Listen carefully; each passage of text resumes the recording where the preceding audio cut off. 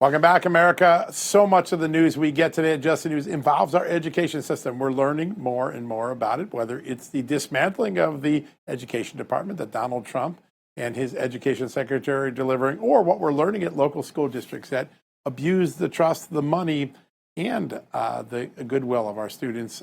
We're just getting a bigger picture, and it's not a pretty picture. Joining us now with a good view of what's going on, she is America First Policy Institute's Chair of Education Opportunity and founder and chairman of Optima Ed, our good friend, Erica Donalds. Erica, welcome back. Thanks for having me. All right, so we got a failing Chicago public school system, and its administrators and teachers are out spending millions going on travel, kind of taking those junkets that we all got to know in Washington. Your thoughts about what this says to the people of Chicago? Well, the travel spending at Chicago Public Schools went from $3.6 million to over $7.5 million a year, including safaris and hot air balloon rides and hotel rooms over $400, blowing past any caps that were in place. No accountability. And this is as they have entire schools that have no students with proficiency in them. So it's no wonder that Chicago Public Schools is spending over $20,000 per student, still without getting the outcomes that those families deserve. It's absolutely outrageous. Erica, were there not cost caps or some type of guardrails for these district leaders when it comes to these expenditures? $400 for a hotel room is insane. There were, in fact, caps, but this shows the deeper issue. It's the fox guarding the henhouse, right? You have union members who are out spending on this travel, blowing past those caps, and you have former union members in many cases, school board members like they were when I was on the school board, that are supposed to be holding their friends accountable. Instead, taxpayers are the ones left on the hook because the union members and their former allies are negotiating with one another with taxpayers' money and supposedly holding one another accountable, when we see from this explosion of expenses that is not taking place. You brought up a really important alliance, and that is the alliance between the administrators and the teachers' unions. Teachers' unions have driven so much of the woke agenda and so much of the frustration that parents have when they show up at a school board meeting.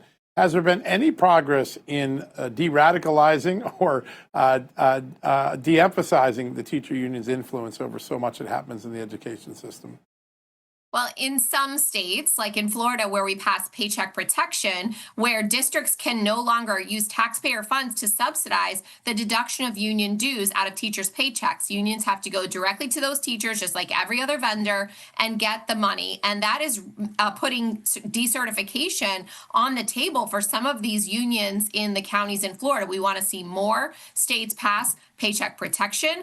We also, of course, in dismantling the federal Department of Education, are taking a big chip off the table for the unions because they have been using that for decades now to exert federal control by the unions to local, states, and school districts. So, Erica, we've had you on many times, and I love that you are such an advocate of school choice. And I have a feeling that there are going to be public schools out there that are forced to make some tough decisions lately, because when you have a competitive market and you have so many options out there, you have failing teachers, you have failing test grades, you have failing district leaders, all failing up and down the spectrum, then that's going to drive people elsewhere. Do you anticipate that those hard decisions will be made in the interest of the students and the public schools will get better, or will they just fall?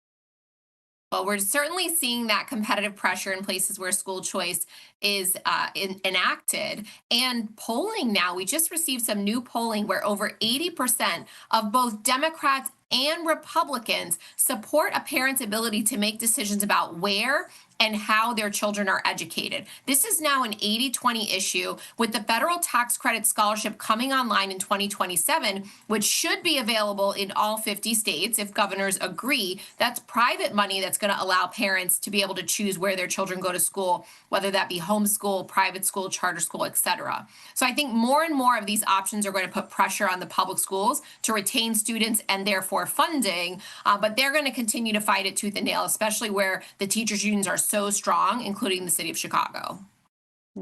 Real quick, we got about 30 seconds. Erica, I just want to ask about the plan to dismantle the education department. They delivered it. President Trump Secretary McMahon delivered it. Your thoughts on what it looks like?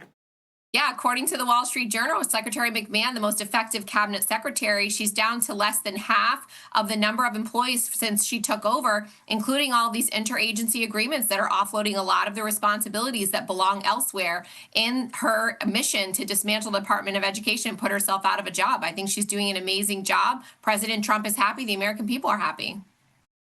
Returning education to where our founders wanted it, at the local level. Back to Erica, the always state. a great honor to have. Yeah. Always a great honor to have you on. Thanks for joining us. What a great conversation as always. All right, folks, we're going to take a quick commercial break. When we come back, we got some shocking news to bring you about one of the fastest rising crimes in America. Protect your house. That's a hint. We'll have that next right after these messages.